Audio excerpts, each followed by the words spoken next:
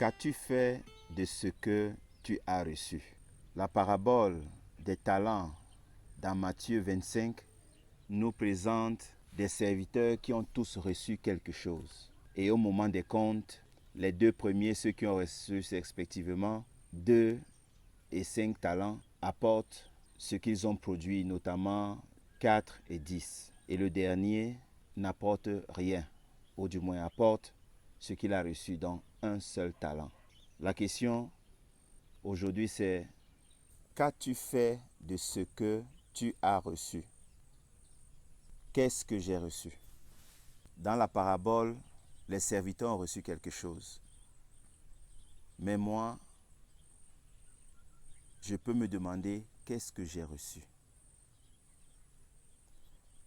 La réponse est que chacun d'entre nous a reçu quelque chose. Peut-être pas 10 talents, pas 2, pas 1 talent, mais tout de même, nous avons reçu quelque chose. La vie est ce que nous avons reçu. Que faisons-nous de la vie que nous avons? Nous rentrons dans le texte de la Genèse.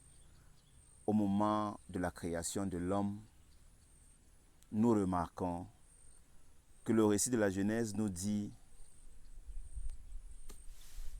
que lorsque Dieu crée l'homme, il lui donne la faculté de se multiplier et d'être fécond. Aussi, il lui demande de cultiver le jardin et de le garder. Qu'ai-je fait de ce que j'ai reçu? Qu'ai-je fait de ce que la nature m'a donné? Qu'ai-je fait de ce que la création m'a donné? Qu'ai-je fait de ce que Dieu m'a donné? Nous allons répondre à ces questions à partir de 2 passages bibliques, toujours de l'Ancien Testament, parlant de Moïse et la veuve de Sarepta. Dieu choisit Moïse pour aller délivrer son peuple qui est en captivité en Égypte. Les réponses de Moïse au chapitre 4 à partir du verset 1er, plus précisément au verset 2, nous voyons que Moïse dit à Dieu: ils ne me croiront pas, ils ne m'écouteront pas. Moïse est incrédule. Moïse n'est pas sûr qu'il peut faire ce travail.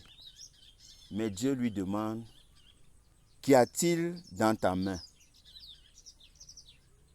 Autrement dit, qu'as-tu? Dans la conversation entre Moïse et Dieu, Moïse dit: ah Seigneur, je ne suis pas un homme qui ait la langue facile.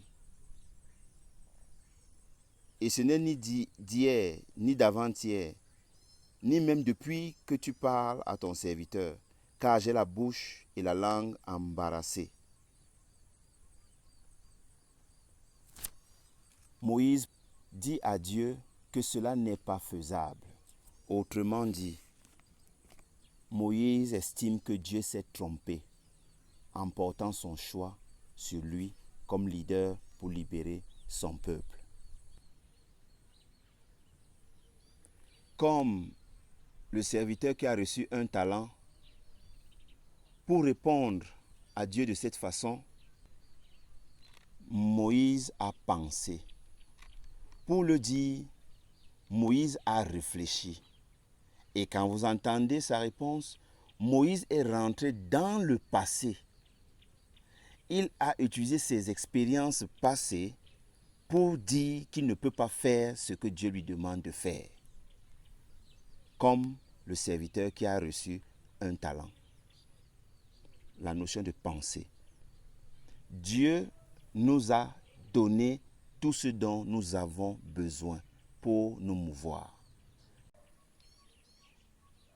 Comme nous venons de le remarquer, l'activité de penser est une activité noble. Mais lorsque Moïse commence à penser et à démontrer à son interlocuteur Dieu comment il s'est trompé en portant le choix sur lui, c'est là où le problème se pose. Et comme nous avons dit dans la précédente vidéo, l'activité de pensée ou la sagesse de l'homme, lorsqu'elle est projetée dans le futur, en tenant compte du passé, dans l'actualité, cette activité crée toujours une ambiguïté, crée toujours des problèmes. Si Dieu a choisi Moïse, Dieu savait. C'est lui le créateur de Moïse, connaît les capacités de Moïse, mais Moïse entre en dialogue avec Dieu pour justifier son refus. Nous allons illustrer ça d'une autre façon, avec la veuve de Sarepta.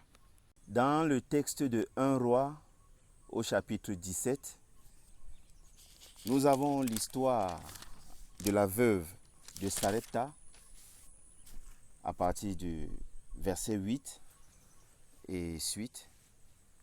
Le prophète Élie va à sa rencontre, demande à la veuve de lui apporter à boire, ce qu'elle va faire, de lui apporter à manger. La veuve va lui dire, je n'ai qu'une poignée de farine dans un pot et un peu d'huile dans une cruche. Et voici, je ramasse 2 morceaux de bois, puis je rentrerai et je préparerai cela pour moi et pour mon fils. Nous mangerons, après quoi nous mourrons. La veuve de Sarepta dit au prophète qu'elle n'a que, tout comme le serviteur qui a reçu un seul talent, tout comme Moïse qui a été choisi par Dieu pour libérer le peuple, tout comme avec la veuve de Sarepta, toutes ces personnes ont l'opportunité de participer à des actes de création. Mais qu'est-ce qu'elles font? Elles pensent. De leur pensée, elles disent à Dieu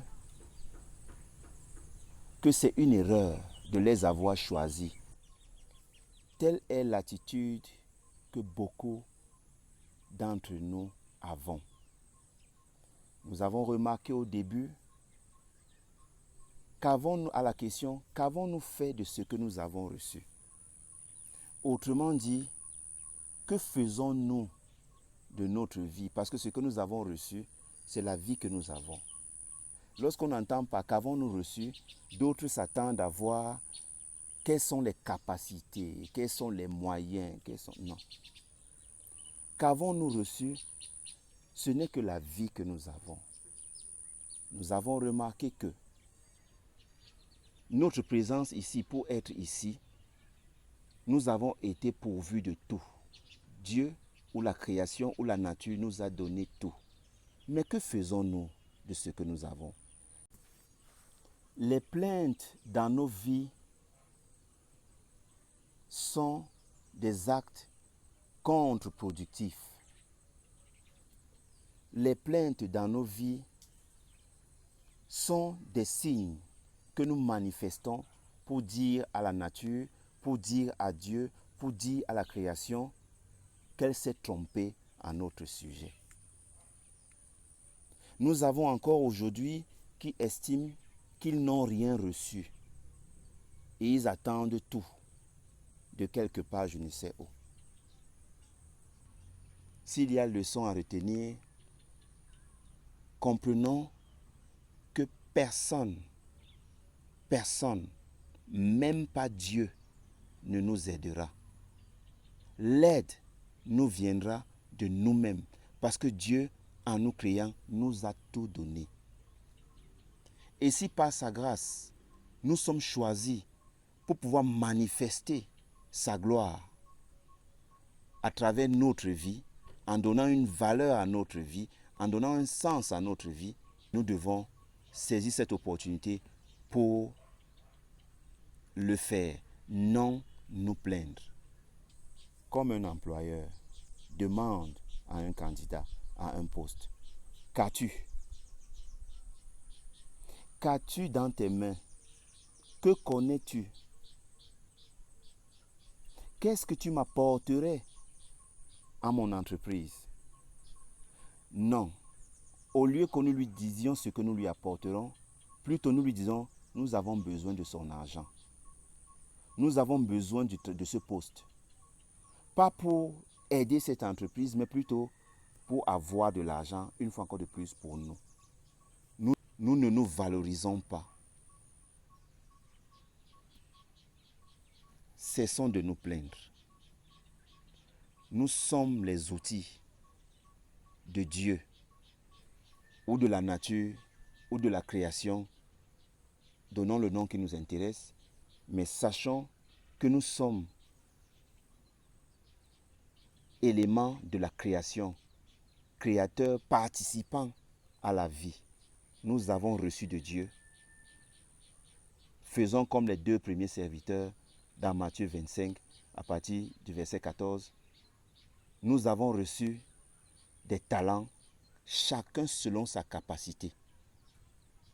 Mettons-les en valeur, multiplions-les, parce que quand Dieu crée, selon le récit de la Genèse, il donne l'opportunité à l'homme de se multiplier et d'être fécond, de cultiver et de garder le jardin. Pour dire, il donne les possibilités à l'homme d'accroître. Les notions de division et de soustraction sont de l'ennemi. La multiplication et l'addition font partie de la création. Cessons de nous plaindre, mettons en valeur le talent ou les talents ou la vie que nous avons reçue. Amen.